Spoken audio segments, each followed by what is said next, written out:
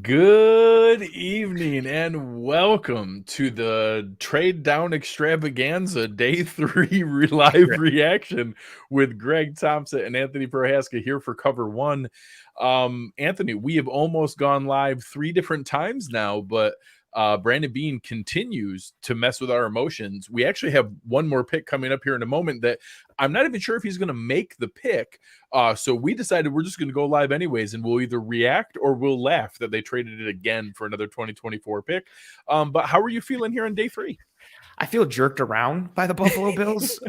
Toying with my emotions. Yeah, 1,000%. Like I feel this was purposefully done to attack. I feel attacked. That's how I feel right now. You and I were talking earlier and trying to figure out the times for today. And every time we were like, oh, we'll settle on this time. And then we had to move it back. Every time I'm watching TV and I'm seeing the Bills pick us up, I see, there's been a trade and a different team comes up on the ticker. And I'm just like, what is are we not going to play today? Like, are we just punting on this day? Like I need answers. And it just made everything a little convoluted for us today. But here we are. Watch them trade for DeAndre Hopkins like now. Oh my God. Watch that. Like all those 6 that they acquired for next year will somehow come into play, and that's what it'll be. Yeah. Now I will say a handful of people have connected those dots, and I'll take an L. I did think he was going to get moved today, and he hasn't. So Arizona, and I guess some credit to Matiosin for it. They're not going to just give away a valuable asset. I still believe he's going to get traded, but obviously they're comfortable waiting. And now the next deadline is probably all the way into training camp and maybe even up to the season. So we'll see where those things go and what it leads to. But very clearly, he didn't get the offer he was looking for. He stuck to his cards, and we'll see where it goes. I'm glad he didn't get traded to someone else, but I would have loved if he already got traded to the Buffalo Bills. So we'll see where that goes. It's not crazy to connect some dots that, hey, I wonder if all these extra 2024 picks, which right now we'll have all of our 7, an extra 3rd for the Tremaine Edmonds compensatory pick, 2 extra 6th now. So we already have 10. And we joked last night that we have so many good interior offensive linemen. We're probably going to trade one of those guys for a cut down day trade. So I don't think 11 or 12 picks is out of the question for next year. So we'll see where that goes as we lean into things. And our guy Ned, always a consistent supporter. Appreciate you guys. All the pre-draft research and analysis post-draft you've done has been fantastic. Thank you for your great work. That really means a lot, Ned. It really has been a lot of work, and we're excited about everything that we've been able to bring to you guys, but that does mean a lot. So, Anthony, since we are not, the Philadelphia Eagles just drafted Mario Ajomo because they just have a cheat code on the NFL draft. I don't know why. 249 in the draft because the Eagles just have a cheat code on the draft. They're allowed to like pre-select their players, and the other teams know who they are, and nobody else is allowed to pick them. It wasn't that he was like amazing, but he flashed a bunch of me. We were talking about this offline before we went live. Yeah, when I was watching for Overshown or watching opponents on offense that were playing Texas, John just kept flashing. And so I was compiling notes on him while I was doing other stuff. And my biggest thing was like, where does he play given his size and frame? Like, it doesn't have to be edge in the NFL. Like, can he survive in the interior? But at this point, I was like, the Bills need defensive line reinforcements. I'll take a flyer on this like athletic guy who played with some, anger and tenacity and violence and burst.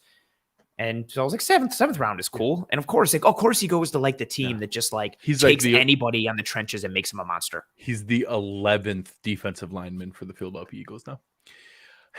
I don't understand. Like, well, no, I do. I mean, they're just going to build they're going to train velociraptors and unleash them on the world. Let them go. So I know you said that, you didn't have a lot of emotion. Once we did see our first selection, the Buffalo Bills, they obviously had traded pick 130. They still had pick 137, early 5th round pick. And we had kind of talked that, I would rather see swings at upside than the previous Austin Proles of the world, where like, hey, if we're going to take day 3 swings, take it on a guy that has a chance to be able to hit and has a chance to be able to be, a contributor. And the Buffalo Bills selected this gentleman. And when this picture, like That dude is 6'4" and change. 229, 6'4", 229. 6'4" and I think 6'4" and a quarter. 6'4" and a quarter, 229 pounds, and looked like that. And he ran a 4.55 at the combine. Holy crap!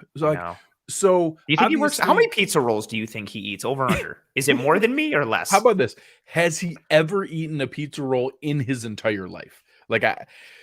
Good Lord. You know what he could be? Every time I make jokes like that, I always think of like Chad Johnson used to just eat McDonald's all the time and was just amazing. Like for breakfast, fountain lunch, Coke. Yeah, was out there like going to McDonald's for like hot cakes and eggs and sausage, and then was going to 2-a-days. And it was just like, how do some people are just.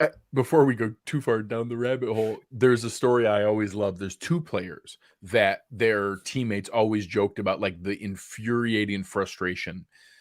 One was Brandon Marshall saying he didn't think Champ Bailey knew where the weight room was. Oh, that kind of makes sense. I've never seen him in there once. I've never seen him work out. I've never seen him stretch. He walks on the field and dominates every human. That's awesome. I've never seen him stretch. I've never seen him work out. I've never seen him train. He just dominates. He's like and oddly, the other person who was like that was Julius Peppers. That one I knew. That, like, they said, no, I don't know that he's ever worked out. He just was born that way. Which is, on the one hand, is like super awesome. And then on the other hand, it's like, what else could they have been if they did grind in the weight room? Two like Hall of Fame players, right? That you're like, what could they have been if they actually they worked out and stuff? They made the Hall of Fame like without really trying, kind of. So imagine if they did. Right? Like, oh, that's scary. That's cool. I didn't know that about Champ Bailey. That's a cool little nugget. So, and with that, let's end the show. We gave pearls of wisdom. That's it. That's the best we got, guys. That is the best we got. So with the selection, so Justin Shorter, originally a 5-star, not only 5-star, I believe at one point the number 1 overall prospect in that high school recruiting class going into college, for sure the number 1 receiver, ahead of the Amon-Ra St. Browns and other. He was the number 1 wide receiver in the 2018 recruiting class, ahead of him Amon-Ra St. Brown, Jalen Waddle, and Jamar Chase, and the number 8 recruit overall in the entire class. There you go. So like premium guy coming out, had some injury issues, some inconsistency issues, some weird issues coaching wise, where like didn't fit well at Penn State, transferred to Florida during a coaching change, and that had some injury issues, but then also had some flashes of things. So I think some people have connected it to, he wasn't very good, and that, well, he was actually pretty good when he played. He had excellent hands. I think 6 drops and 177 targets, exceptional hands. He's certainly not, he doesn't have elite separation skills. He does not have elite, like route running, change of direction pieces. If anything, he's probably like, his high end is probably, we just took a day 3 flyer on Gabe Davis insurance, and that he's a guy that can run flies and posts and stop routes because they're afraid of his size and his speed, and that he is a legit contested catch guy because he is 6'4", 229 with awesome hands and explosion. And I know another one that people will blow out of proportion. He actually kind of comps reasonably to Josh Gordon, like that kind of athlete of what's there. But Gordon obviously was much more I think short area quickness. But obviously when you post a picture like that, people can't help themselves but saying DK Metcalf. He's not that kind of athlete. But honestly, I don't know that Gabe Davis is a horrible comp with him. I think that's fair. I mean, you look at everything with him is going to be the combination of a multitude of things. Again, it starts for the physical measurables, tools, traits, whatever verbiage you want to use for it. Like at 6'4.25", 229 pounds, and he runs a 4.45, or I'm sorry, a 4.55. Correct. 4.55. But he plays, I feel like he plays faster than a 4.55. Like he gets some of the movement and even the deceleration I was impressed with, because he actually is pretty good at that stop route, comeback route when they think you're running the fly. Like I saw that one over and over again. I was like, oh, well, that's pretty impressive. And that ties into what he, like you mentioned it, like he's not this overall polished route runner. And again, everything we're saying here, we got him in the 5th round. Like, he was 137th overall. Obviously, we didn't just draft DK Metcalf. We didn't just draft AJ Brown. I know he looks like a phenomenon, like an Adonis in his picture. There's a reason that he went 137 picks into the draft.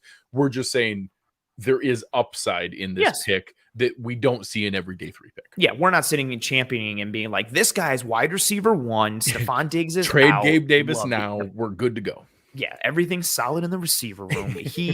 But again, we don't need D-Hop anymore. Yeah, we have Justin Shorter. Trade Kincaid. That 1st round pick was a waste. Just offload everyone. Trade every offensive acquisition. Actually, probably put him to guard because we need a guard. Just kidding. God. But you add and some of it is with his route running is tied to his physiological build. He's got long legs. Usually, when you have longer legs, it's harder to be short. They have that, quick shortstop quickness type of piece and be able to get in and out of breaks really easily and chop your feet and quick and sharp. So he is a bit leggy. And I think that results in some of the rounded out, less sudden nature of his route running combined with the overall technique, whether it's the injury pieces at Penn State or just kind of the dumpster fire that Florida has been in different spots in terms of development. But you've got this guy who, again, I think he plays faster than 4.55. I'm not just saying it. You see him just separating and running by guys left and right. And he's good in the deep third of the field because of that speed, but also I think he's a good tracker of the ball downfield. There's a couple dimes from Anthony Richardson. I tweeted one out earlier where it's a gorgeous throw against LSU from Richardson, but Shorter's running this 30-yard post and he's going across the field, but then he stops and he bends it back and he tracks it perfectly and he brings it in. So he's got a vertical presence to him, and it's fun when you pair it again with a 6'4", 229-pound receiver, especially in a draft that, it's been talked about ad nauseum at this point. The majority of receivers in this draft were slot guys or Z receivers or 170, 80-pound guys. Shorter is in that mold of somebody who has upside for, potentially to be an X receiver or somebody who can live outside on the boundary. He was the X receiver for Florida, so it's nice with that piece. And then you have somebody, again, who's got physical tools and traits, the height, the size, the weight, the speed, all in one package. And with some of the ball winning aspects that he has down the field, being able to rely on those vertical routes and how he can play off of it with some stops and hitches or kind of turn it out. And even though it's a little rounded, he can sell that vertical and pop it out for a little corner or an out 10 to 15 yards downfield. And you hope that you can work with those pieces. And again, like you said, it's a 5th round pick. Nobody that they were taking at that spot was going to be, hey, this is an immediate impact guy for 2023. Here we go. This is somebody that, hopefully he makes the team. You develop him, you bring him along. Yeah. He's also got an element. The Bills don't really have size in the receiver grouping. It's Gabe Davis and then, depending on how you view Dalton Kincaid, some people get offended if you call him a receiver or whatever. But Gabe Davis is the biggest receiver. Diggs is a true number 1, but he's on the smaller end of a true number 1. Yeah. And then Sherfield's got some size a little, but none of these guys are 6'4", 230, and with that speed. So he adds a different physiological dynamic to the receiver room. And if you can coach him up and polish him a little bit, you could have something. And I do respect the fact that the 2 receiving targets that we added both have phenomenal hands and having being known for incredibly low drop rates, really good hands. I know it probably got beat to death a little bit last year with a number of drops, but it's not an accident that was a priority in some of the people that they were bringing here. So having a guy of that size with phenomenal hands, we'll work on the rest of the stuff. There's always going to be health elements when you have a later round pick to be able to go through there and, add those kind of things. I think it makes a lot of sense. As we moved into the later part here, we thought they were going to make a pick and they moved down. And then we think they're going to make another pick and then they move down again. I love the fact that they were adding 2024 picks. We joked earlier in the show that maybe that was for DeAndre Hopkins, but I think there's a general consensus that next year's draft class is appearing to be more highly valued and deeper than this year's class. It's easy to say that way ahead of time. This year's class was not great overall. Yeah. Even if next year's class was a regular one, it would be better than this year's. Correct. This was pretty universally considered a below average draft in overall value and availability. So we were kind of joking as we were sitting here watching on what was coming up is how do you use 7th round picks? And I want to give credit to a guy, Merck, that many of us follow on Twitter and is usually a very good follow. He put out kind of a joke that this is kind of pound your table time. Position coaches come in and tell me, what are the positions we're not going to be able to convince guys to come in and sign with us as UDFAs, and then we'll go after and sign the rest. And honestly, if you gave me 2 chances to pick out the positions, it would have been, well, we already signed a bunch of guards and drafted a guard, and we're pretty stacked at cornerback. So the Bills used the 2 7th round picks on spots where you probably weren't going to convince agents to bring in UDFAs at guard and cornerback because it's a 7th round pick. Like, the odds of making the team is pretty low. You're pretty much pitching them on, hey, you would have been a priority free agent, but we'll pick you here now to bring you in for camp and see if you can make the team. But most likely you're fighting for a practice squad spot. So we'll start with the first one. They selected Ole Miss guard Nick Broeker, who I think kind of fits a trend here of other ones where obviously I don't know that it was the biggest need, but he probably pretty genuinely was the highest guy on the board. He had been out there for a while. He on the consensus big board that we've been referencing here. He was ranked 128th, which means the consensus had him as a late 4th round pick. So to get him in the 7th round, okay, all right, you're right. You probably weren't going to get a guy like that to sign as a UDFA.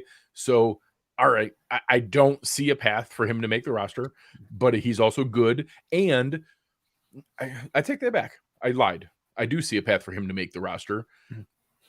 If receiver, no, middle linebacker. We need one. If Brandon Beane does what I joked about earlier and trades some of the other linemen that were there because of the glut that we had there, all of a sudden maybe he is the 10th lineman that makes it, and maybe he was too good to pass on, and they're like, hey, if we're going to trade one of Broeker or Edwards or whoever, maybe we need another guy to be able to fill in as that 9th or 10th guy. So maybe there is a path. So I don't want to cut that too short, because if I'm joking about, I'm not joking about thinking that Brandon Beane is going to do a cut down day trade like he does every year. I think interior offensive line looks like a pretty likely spot to do it. Yeah. So maybe drafting this guy, maybe there is a chance that he could hang. Yeah, I think that's a fair point. And I like the idea of this is where you kind of, when you build up a roster that's made of, kind of the best player available come draft time, and then they either make your roster or they potentially become trade bait in some other way. And if, again, maybe he makes the roster and so they trade Edwards somehow, or maybe he looks great and Torrance looks great. And I don't think they would trade Ryan Bates at all, but there's these ideas. I think it would be Edwards if they did. I think it would be either Edwards or Broeker. And so you've got this opportunity to, maybe you trade one of those guys and you get like a 4th or a 5th. And then so it's like, cool, now we got a 7th round guy who made our roster, and we just got a pick in, the 5th round or 6th round for him. That's kind of like a win. And you're playing that little bit of, I was going to say roster bingo, but it's more like roster Jenga. Roster Tetris. I like it. Roster Tetris. Yeah, I like roster Tetris. And there's it was funny too. I was texting with Kendall Mirsky today, and Kendall did a report on Broeker for SIS. And so I immediately was like, oh, like, what do you think of him? And his analysis was, he's a big guy, but he doesn't have the best body control. He's pretty stiff and can get caught lunging in pass protection. Good run blocker, though. He'll be good depth for a team in the NFL. I don't know if he'll ever be a starter. And you add that up with kind of what he was at Ole Miss, which was, he's not this overall like physical marvel, but he racked up accolades. He was a 3-year starter for Ole Miss, and they were a team that ran the ball a ton this past year. Deion Pawkins joking here, asking if Kendall did a report for high school, which is hysterical. That's fantastic. That's hilarious. That's very good.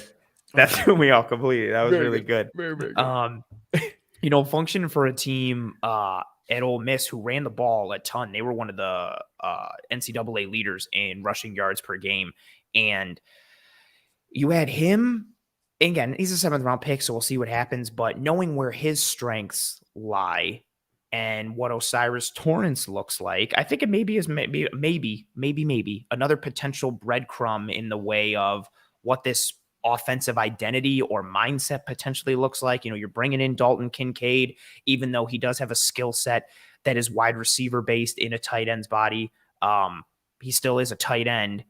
So maybe this whole 12 personnel, maybe some more physicality to the offense in some way, maybe some more downhill nature. Again, it's 7th round pick, so we don't want to read too much into it. But for a guy who can work in the zone or gap scheme, who has a bunch of experience at tackle, but has played guard and projects more to guard. I was going to ask you about that. Nathan here in the chat was saying, can he play center? It was actually the opposite. He actually played a decent amount of left tackle and then moved to left guard. I don't know that he can't play center, but we've seen him more tackle guard versatility than guard center versatility. He was a 3-year starter at Ole Miss. I should have wrote this down, and I did. 3-year starter at Ole Miss. I think it was 2 years starting at left tackle, and then moved to left guard for the 2022 season. So he does have tackle experience, which is a fun piece, but he's got 32.5-inch arms, which is really going to limit NFL style, definitely very likely a guard. Yeah. And then you watch like some of the tape, and if you even just watching him at guard, like watching him in space, he's not the most fleet of foot. And at 305 pounds, he ran a 5.27 40-yard dash, a 2.96 so again, not the most fleet of foot. You don't really want him in space. And so that combined with the arm length, most likely, again, projects him to guard. But at the very least, like, it's nice to have another guy with some type of guard tackle flex. I'm okay with that. And for a guy who is like Greg, like you said, like consensus board and just individual rankings, he was pretty high up. Like there were a lot of people that had a late 4th or a 5th round grade on him, and the Bills sat and got him in the 5th. And like we said last night, I really won't ever be upset at continuing to address the trenches on either side of the ball. Like you can never have too much offensive line depth, whether it's for yourself or potential trade flyers and bait at some point. I mean, you look at Ryan Bates was acquired in his rookie camp as you moved him back and forth. So, I mean, obviously we could also trade, just trade Broeker himself. He could work out. And then some team really coveted him, thought that he was going to be there. Things are clicking. Maybe he balls out a little bit in preseason and, knock on wood, God forbid, some injuries happen to somebody. And then it was like, we really like Broeker. Let's see if we can give the Bills a 6th or a 5th. And then all of a sudden you just flipped a 7th round pick for a pick in the next year's draft that was a round ahead. So there's a lot of potential upside there. Yeah. So either way, I like the way that they've put this together and the additions that have been made with Torrance and Broeker. I don't know that it's, Broker's any amazing thing, but it was good value for the spot that they were at. I think fairly similar for the next pick here. And people are going to see as we're doing this, there is a IG live of the gentleman that we picked. Very, very excited with his family celebrating. Pretty fun video. Look at a guy that was pretty excited to be able to select it here. The Buffalo Bills selected Oregon State defensive back Alex Austin, 6'1", 195, 32-inch arms. Probably did a bit more press man there in college, but at least has the size, build, athleticism that you're looking for. A lot of comments about, situational awareness, tackling, maybe a little grabby. But again, it's 7th round pick. So as I talked about beforehand, it's very straightforward when you get into this spot. Most 7th round picks don't make the roster that they get selected by. It's less than 50%. It's actually closer to 20 or 30% make the roster. So you're looking at, hey, who are guys that we don't think we can convince to sign as UDFAs? If you look at the Bills cornerback room, it's kind of hard to convince a UDFA you're going to make the room. It's Tre'Davious White, Taron Johnson, Kyer Elam, Christian Benford, and Dane Jackson. We already have 5 NFL cornerbacks in our roster. Even if you're telling yourself that, maybe Christian Benford's going to move to safety, we still got 4. Like, it's still hard. We still have all 10 DBs pretty well locked up right now of who's going to be on this roster. There's not a great path for a defensive back to sneak into the roster. So going and saying, hey, Alex Austin, we want to invite you here. We'd love to see you work out. And if an injury happens, God bless him. Of course, he can always try to make the roster. But very likely a guy who, with his size, maybe there is some safety versatility. I don't know. I won't lie and say that I've studied Alex Austin and know a ton about his game. But a guy that at least was, up there in the consensus board, looked like the best guy available, and at a spot where we weren't going to be able to, versus I actually don't think it's going to be that hard at all to convince agents to bring a UDFA running back to the Bills. I think there is a path where a running back could make it. So some people might be saying, oh my gosh, why didn't we take Muhammad Ibrahim? Why didn't we take Sean Tucker? Why didn't we take one of those other guys? Well, a good handful of those guys are not going to get drafted, and it's not going to be that hard to convince them to come sign with the Buffalo Bills, because it's feasible that one of them could make a roster. So that just strategically for you guys, it's not the same thing. We'll talk about defensive line here in a minute, and probably linebacker too. But I lean more veteran free agent that route. Running back is a perfect example where, hey, we could probably convince some agents to bring a UDFA here. We probably can't at guard and cornerback. So that's why you use those as kind of a game theory idea of doing that, and opportunity cost even. So I love that.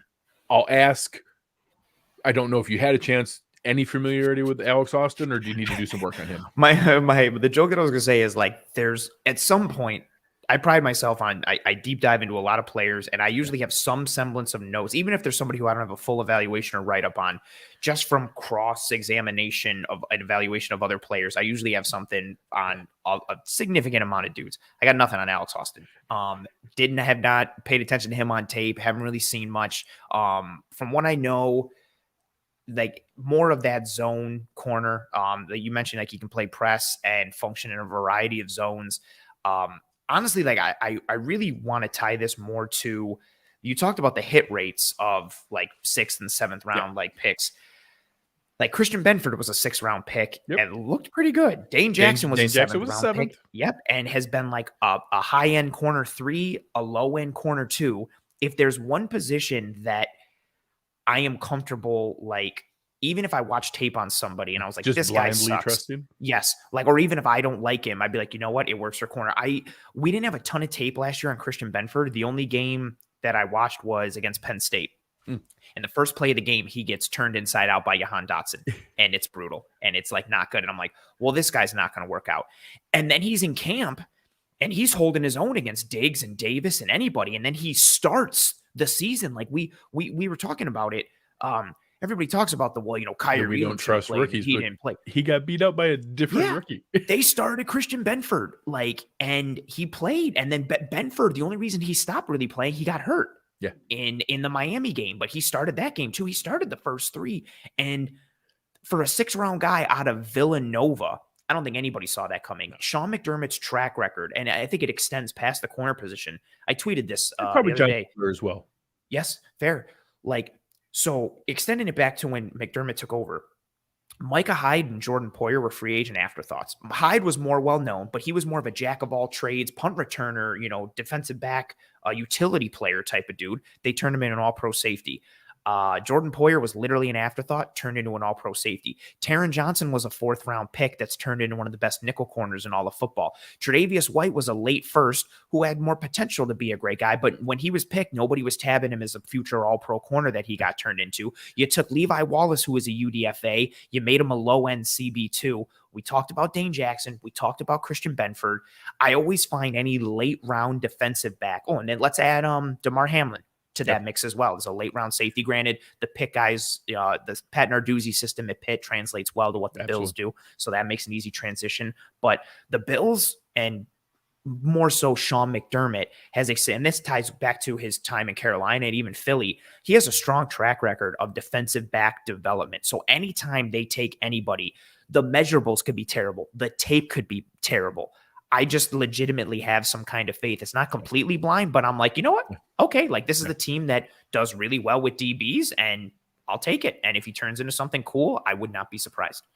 So shout out here, Adam Fusco sharing, and I recommend you guys this from right now through like tomorrow evening. Make sure you're following Draft Diamonds, which is run by Damon Talbot, who we've had on multiple times, and his cousin Ryan Talbot, who you guys know from New York Up.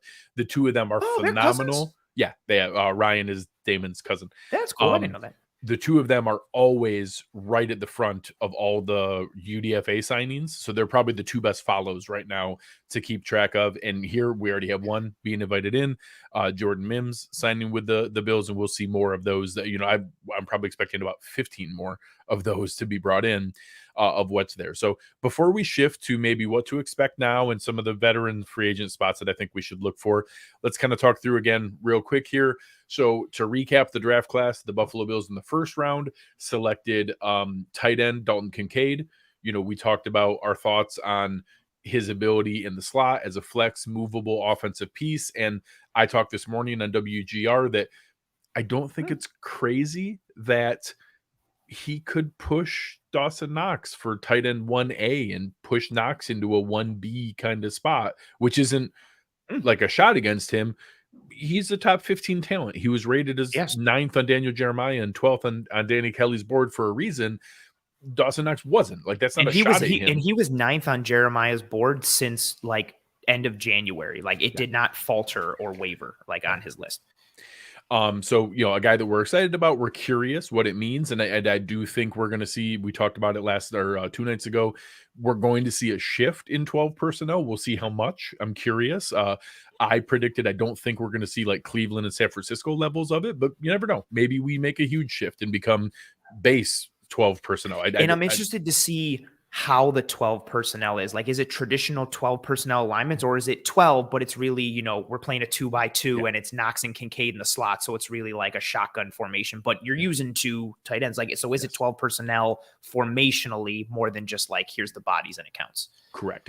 Are there plays where sometimes you're lined up and the same routes and the same plays are called, and it doesn't really matter if it's Dawson Knox or Dalton Kincaid or Deontay Hardy or Trent Sherfield? Is just like, or hey, Shakir, especially, honestly, do you think there's probably a huge difference in the run blocking of Dalton Kincaid or Trent Sherfield? Probably that's very Sherfield's a very good. Yes, he prides himself on it. Like he was very quick to point out in his introductory press conference, he's never been on a practice squad. He was a UDFA and he has never been on a practice squad. And he said, it's because I'm the best blocking wide receiver in the league. Which, whether that's true or not, I love the fact that that's how he presents himself. And that's the type of attitude when you are like a UDFA, like you have to find something to hang your hat on. And he's got a good frame. He's fast, personal protector, blocking receiver, all the stuff. Do all the stuff. Do whatever gets you on the roster. If you were the best holder for field goals, hold the hell out of that ball and do what you can. Honest to God, Justin Shorter, just follow Trent Sherfield around all day. Do what he does. Like, that's your path. Do all the dirty stuff. That's fair. Don't think of yourself as the 5-star guy who didn't end up becoming Jamar Chase and Amon-Ra St. Brown. And don't think of yourself that way. Think of yourself as the guy who has an opportunity to carve that out. Yeah, absolutely. Second round pick, we talked about Osiris Torrance, guard from Florida, pretty clearly best player available type. We talked before we started the camera rolling here that not a stereotypical Aaron Cromer guy, but just too good of a value to give up at pick 29. And again, maybe with the 12 personnel and a little bit more punch in the mouth style, maybe we see a little shift there.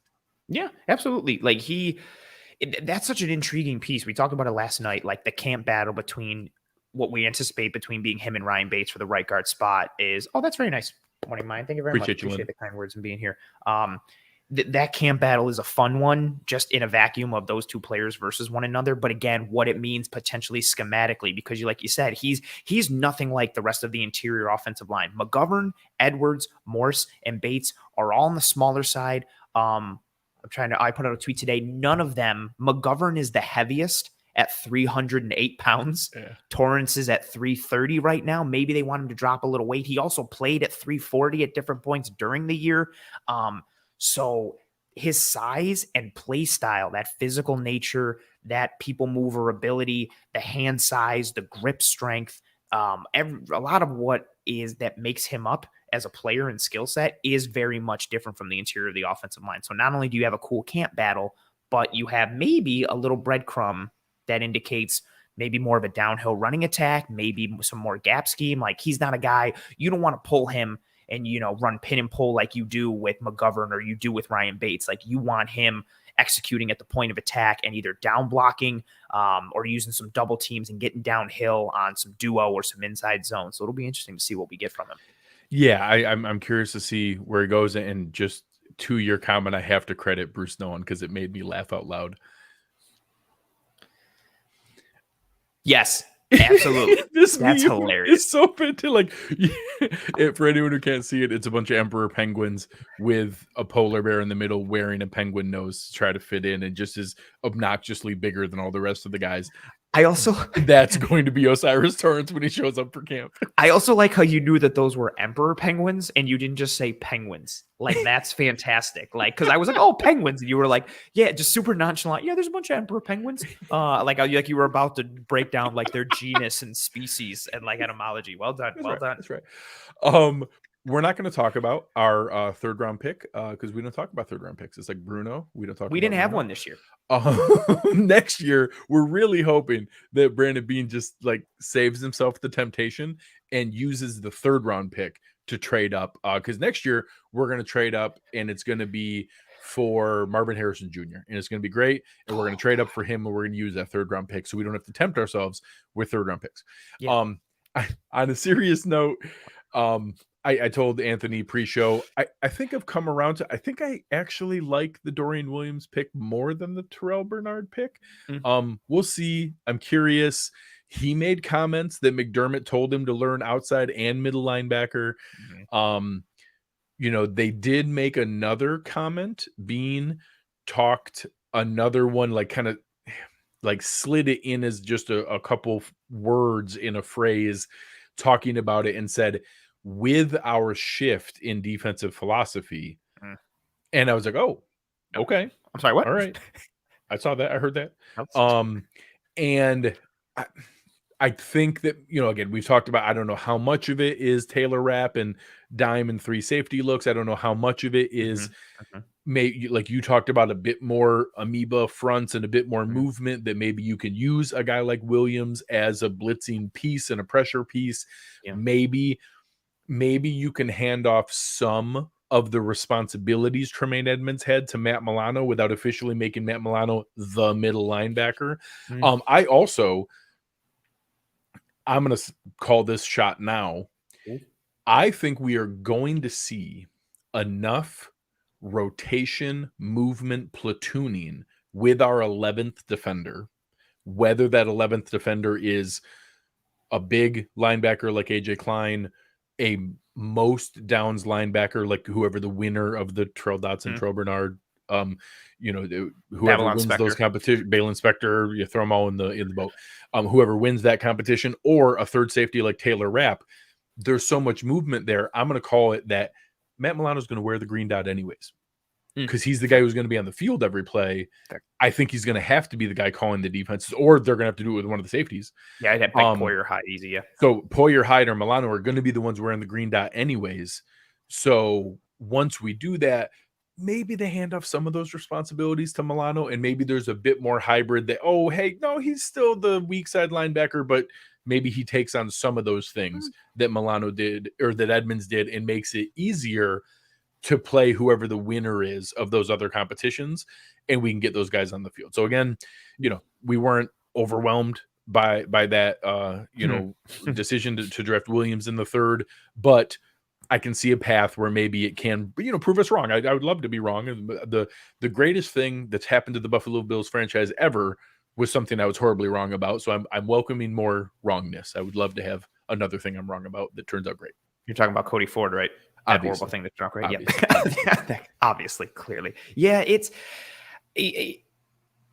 really just the compounding of this, a similar feeling to what happened last year, like another linebacker in the third round that seems more developmental and depth than it does plug and play starter or fits an immediate need. I think what makes it hurt a little more this year is that Bernard's pick last year was purely depth. This year, there is a need at that linebacker spot, but Williams is still kind of like a depth guy and developmental guy at that point. But like we talked about last night, like it's okay to live in both the light and the dark. Like, it's okay to recognize that he has some good traits and some fun things that could work, and also not like the pick because of the positional value or who else was on the board. Or, Greg and I were talking about it offline. Like, it would have been awesome for the Bills to take Wanya Morris, who got taken by the Chiefs right after. It would have been really nice to have Siaki Ika, who went at pick 98, 7 picks later to the Cleveland Browns. Like, and I think that, like we were talking about before we went live, Greg, like that'll tie into how frustrated this pick. Like, if Williams balls out, nobody's going to care. Yep. But if he doesn't work out, it'll obviously be frustrating, but it'll also be tied to the success of the other players that were of perceived need at that time and how they performed. Like,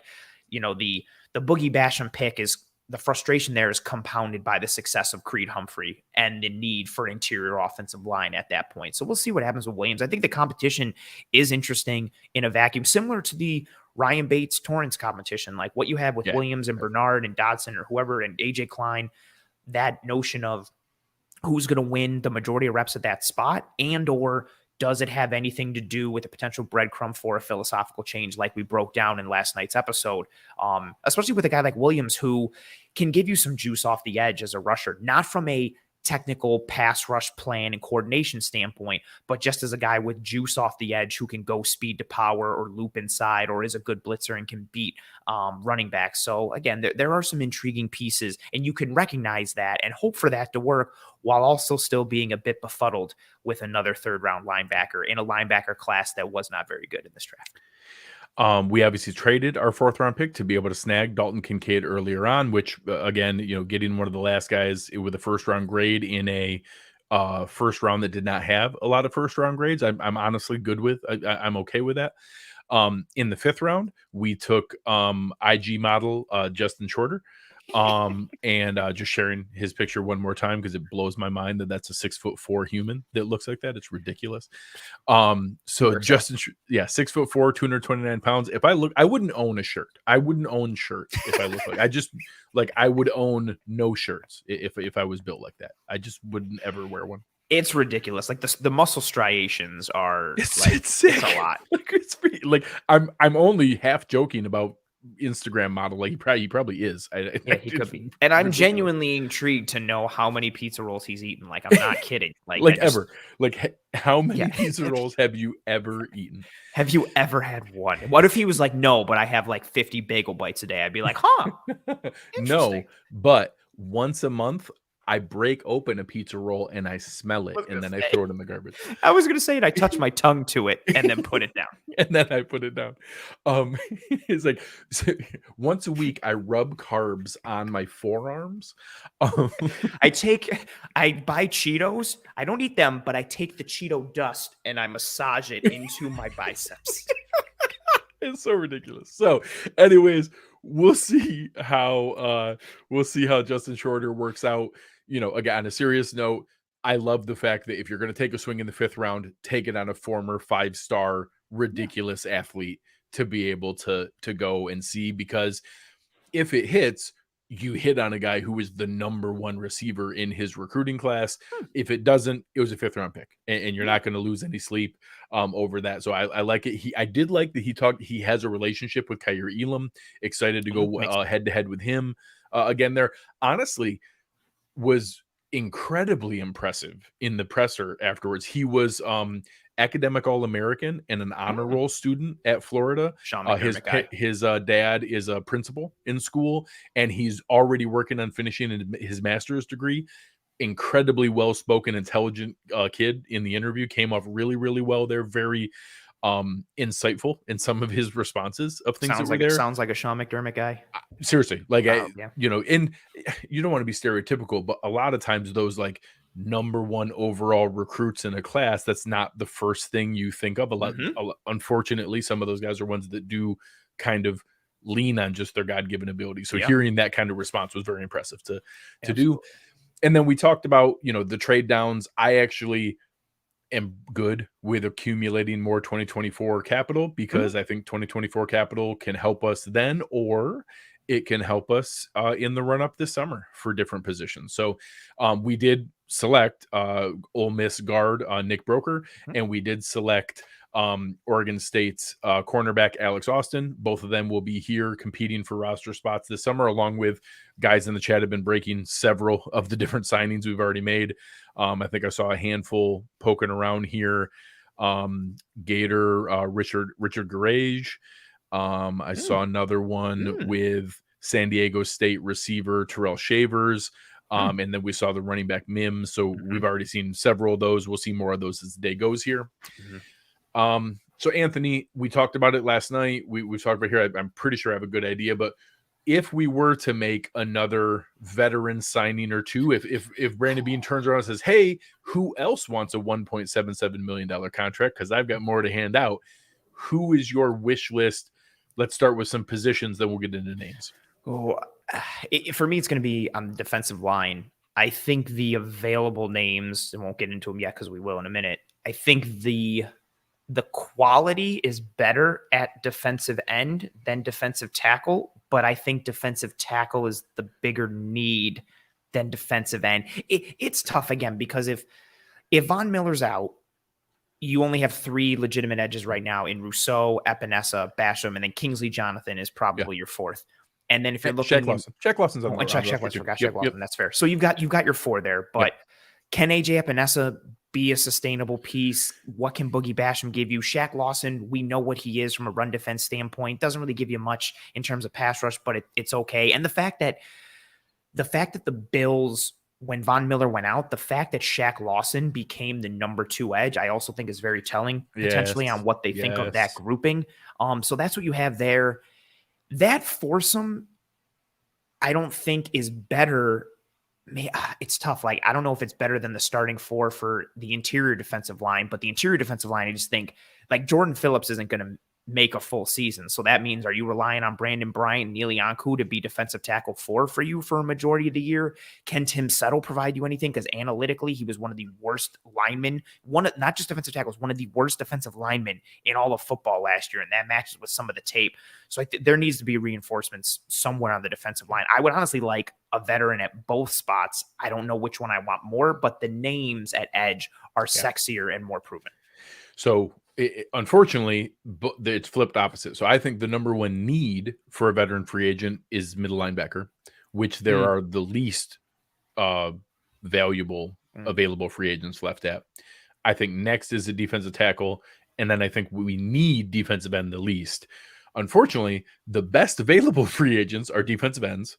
The next is defensive tackle, and third is linebacker. So we read it off. Honestly, that kind of went into my linebacker thought. Like, I didn't even consider it because I'm like, the linebacker, the market's so like bare that it's there's a piece of me that's like, you want to know what? Maybe there's a little half-quarter tank left gas with Quan Alexander. I don't know. I wouldn't hate it. Like, and he's still only 28. Him or Dion probably. So I used two players that I loved at a point in their career that I'm worried it's like a Roger Saffold type thing of like, we're probably a year too late and we're depending on them to start. It's probably not ideal, but for non-guaranteed camp invite so what you do is you offer them semi-legitimate money, non-guaranteed. Like, hey, here's $150,000 signing bonus just to make it worth your time, and a $2.5 million contract that's not guaranteed. So if you beat these other guys out, you get real money, probably a little bit better than what you were going to get from everybody else. And if you don't beat them out, we lost $150,000 finding out if you still had something left in the tank. So Zach Cunningham, Rashaan Evans, Miles Jack, Deion Jones, Quan Alexander. Those are the kind of guys I would like one of those to be invited to camp. I also think Ivan Pace Jr., I'm okay if he's a priority UDFA. It's a little odd that he didn't get drafted. I wouldn't mind a flyer. Yeah, there's some concerns, but he plays fast and violent. And if it's a UDFA, I'm okay taking a flyer on almost like any UDFA, like whatever. So the next one would be Jared Clark and PJ Mustafa didn't get drafted. So two guys there, it's Mustard. This conversation went just like it did off air. Mustafa. M-U-S-T-I-P-H-E-R. I keep saying Mustafa and it's Mustafa. So they're both UDFAs. I've been clamoring for Poona Ford for a while. I really, really wanted him. I would love him. I would create a contract that makes it work for him. I think he's going to be too much money. He's actually the one of the guys here who I don't think we can afford. Al Woods is the other guy who, I mean, last year in Seattle, Al Woods was still damn good at football. Like Al Woods is close to a modern day Ted Washington, where he's just bigger and stronger than you, and that ages pretty well. And that even at 36, I think he was last year, he just threw humans around. He just threw other NFL players around because he's enormous. So if he's got a little left in the tank, he's the kind of guy who can platoon with Daquan Jones, and we would just always have a one tech on the field at all times. So those are guys that are there, not awesome options at defensive tackle, but some maybe a little bit better. You know, Poona Ford is still an excellent player, but I think he wants real money. I'd be happy if it's Jared Clark or Mustafa, whatever direction we go there.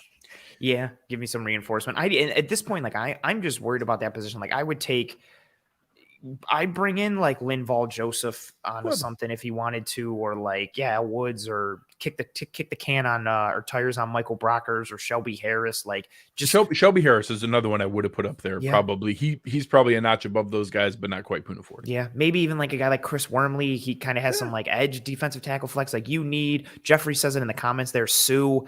I'm always wary of Ndamukong Suh, but like, I don't know if he's the third or fourth guy. Sure. You need some semblance of floor play. Like whoever you're going to bring in isn't, well, this guy immediately is now DT or edge one, and you just hit the bank. Like you just need reliable rotational pieces that give you a strong semblance of a floor. Or you could potentially get sexy on an unknown guy like Jared Clark from Coastal Carolina, like you mentioned, who I would, large humans, like they're sexy. I get it. And you get him, and you have him and Justin Shorter do a photo shoot, shirtless, and you just see what you got. Like, and I think it would hit. It would be a very big hit with a certain demographic of our fan base. We're the demographic. I when I say certain demographic, I mean me. So a couple guys, Habakkuk Baldonado didn't get drafted. I kind of thought he would, maybe on name value alone. But Pitt defensive end, Habakkuk Baldonado, 6'4", 251. I kind of thought he might. So he's one that I'd be interested in from a UDFA standpoint. But good Lord, is this free agent edge group, just unbelievably stacked. The names, we've talked about it a couple times.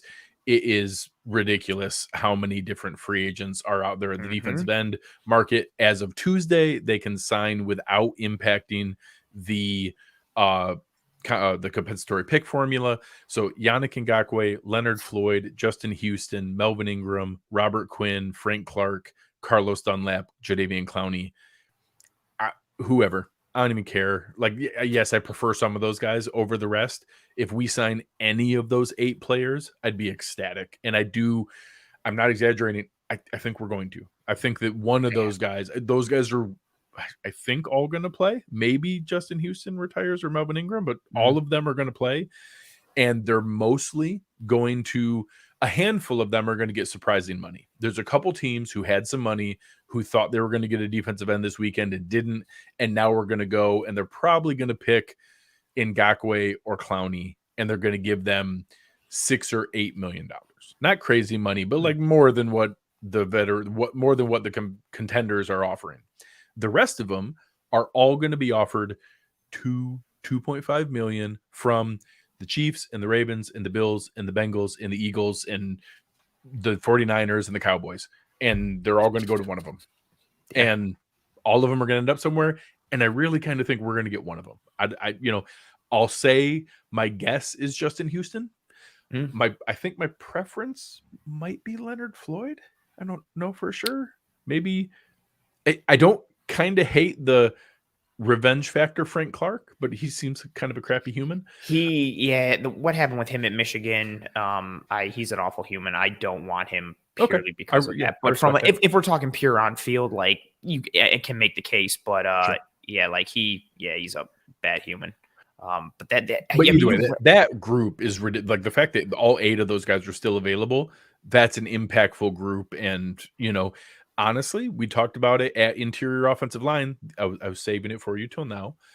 The other spot that I think is Brandon Beane cut down day trade territory is at edge, because I think we're going to sign one of these guys, and then one of the guys in the room right now is not going to make it, and we're simply going to call around and find out, hey, who are you guys going to offer the most for? Is it Boogie Basham or is it AJ Epinesa?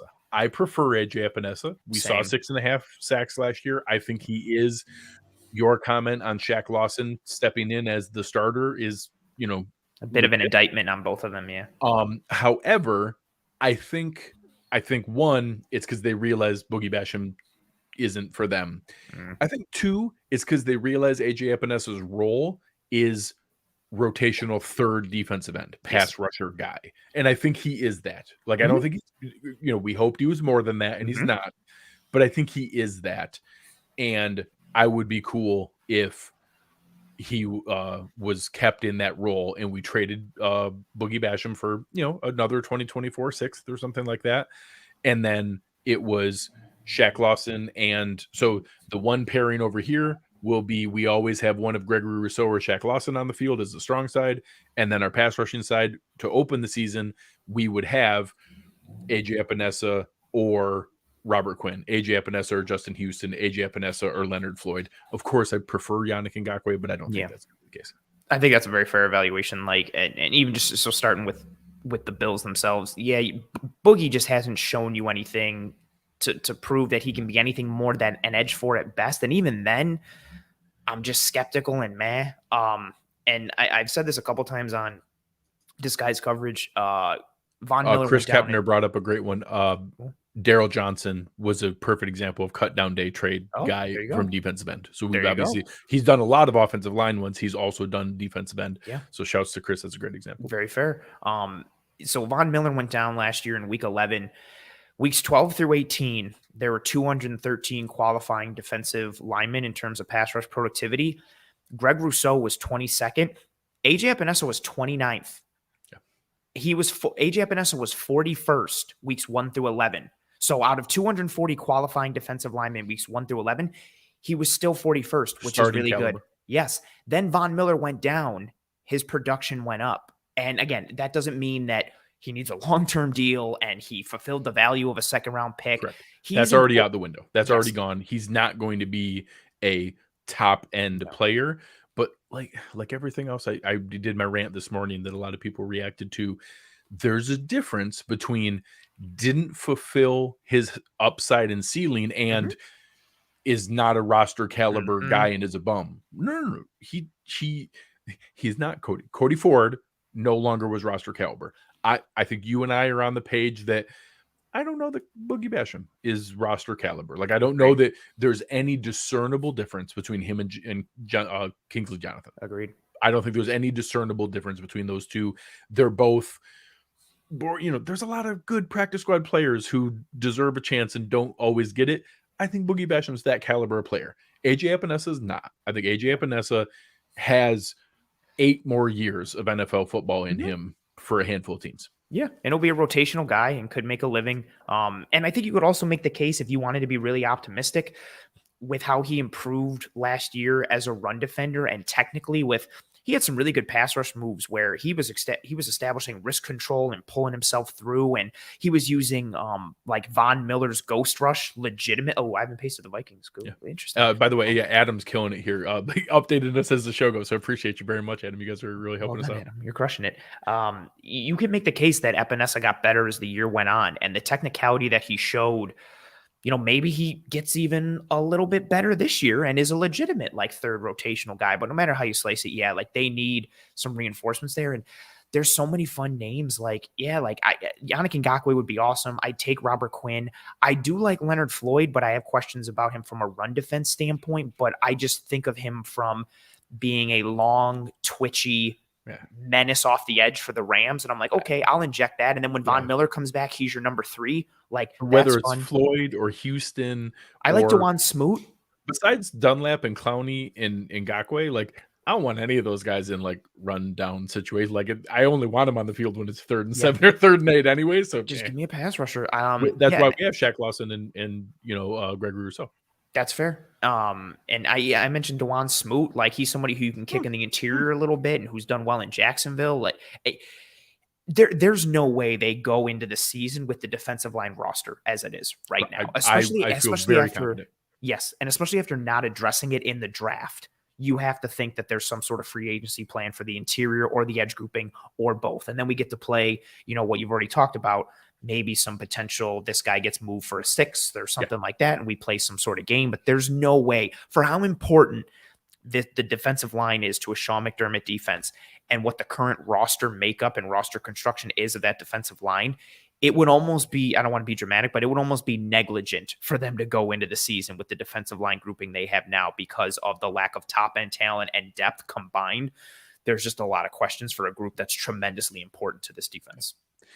So, we'll keep an eye on things here. You guys have been fantastic. We really, really appreciate this. We'll take a look at what this means. I love the fact that Brandon Beane already has 10 2024 draft picks, knowing that between guard and defensive end, we have multiple other movable pieces to accumulate an 11th and 12th pick, which also means you can confidently give up some 2024 picks for veterans on whoever it may be on the Cardinals, hypothetically speaking, or any other team that we know is looking towards the future. And God bless Monty Ossenfort. Obviously got a ridiculous deal for the number 3 overall pick, crushed that from a value standpoint on any metric, and already accumulated a pretty healthy amount. I think an extra first and 2 extra thirds in 2024. So already looking towards the future. Good on him. We'd like to help with that cause. Yeah, and we'll take Budda Baker while you're at it, just because. We'll take Budda and Hopkins for a 6th and a 5th, and we'll so we'll help you out. We're gonna help you. Let us help you. That's the fantasy football mindset where you're trying to Madden, get in Madden. That's how that trade works. Yeah. So I'm trying to help you. Listen, I'm really hurting myself by making. Do you know how much cap space I have to juggle around to fit these 2 albatross contracts? You're fleecing me. If anything, you're making out like a bandit. But I'm going to do fantasy football negotiation. That's exactly what it is. You know what? Let me throw in the Packers defense while we're at it. It's I don't want these 5 things for Alvin Kamara. We're not doing it. We'll offer you Boogie Basham. Right? You know what? Let's just throw in a sweetener. I'm bent over a barrel right now. Here's Boogie Basham and 2-6 for Budda Baker and DeAndre Hopkins, and you eat about 90% of Hopkins' salary. Deal? Oh God, I love it. All right, guys. Again, the chat has been awesome. We're gonna go. I think that we're just getting alerts here that Brandon Beane's doing his end of draft presser, so everybody can go over there and enjoy that. But once that's done, make sure you come and hang out with the guys doing playback later tonight. Going to be a playback session, going to be out there dropping that in the comments here right now. Going to be able to have a good time and kick around some of the other things that have been going on. The team overall, I know today there was a lot of different guys on there. I think Joe DeRosa was on with Kevin and Mike and a couple others rotating in, did a great job. Anthony was a workhorse yesterday, putting in 6 straight hours of coverage. Fantastic work by everybody here. Appreciate you.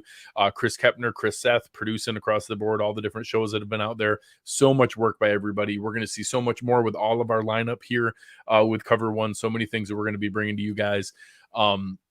Diving in everything here. Anthony and Eric will be doing further film work, breaking down all the guys that are there. Aaron and I have an awesome collection of people coming up. Joe Marino this week. The week after, we're going to be bringing on the Ringers, Danny Kelly, and the week after that, former PFF and now owner of Unexpected Points, Kevin Cole. All 3 of them coming on to give us their evaluations of the Buffalo Bills draft class and offseason so far. So all kinds of good stuff to look forward to. Make sure you're checking that out. But once again, thank you. Everybody who's in here, you guys have been awesome. Please press the like button on the way out. It really, really helps. Press that like button. It goes a long, long ways. Please, I beg you guys, just take a quick second before you go. Press that like button. It really, really helps. But thank you for producer Chris Kepner. On behalf of Anthony Prohaska, I am Greg Tompsett. You've been listening to the Cover One Instant Analysis, and we are out.